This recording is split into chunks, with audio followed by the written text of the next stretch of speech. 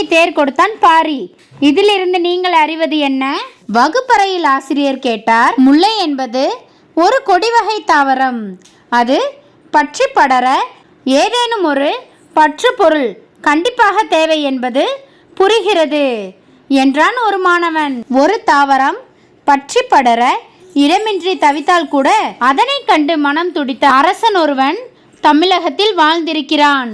நெகிழ்ச்சியாக இருக்கிறது இன்னொரு மாணவன். இதென்ன பைத்தியக்காரத்தனம்? ஒரு முல்லை கொடி பரவ கோலை 3 கோலாய் கொடுக்கலாம். அதனை விடுத்து அவ்வளவு பெரிய தேரை யாராவது கொடுப்பார்களா?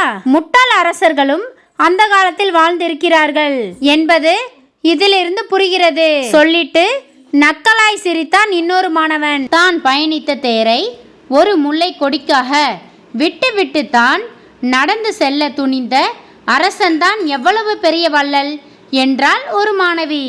முதலில் தேர் செய்ததை மரத்தால் தான். மரத்தை வெட்டி தேர் செய்துவிட்டு கொடியை காப்பாற்றுவது அறிவுடைமையா? தேர் செய்ய மரம் வெட்டுவதையே நிறுத்த வேண்டும் என சொல்லியிருக்க வேண்டும் அந்த அரசன்.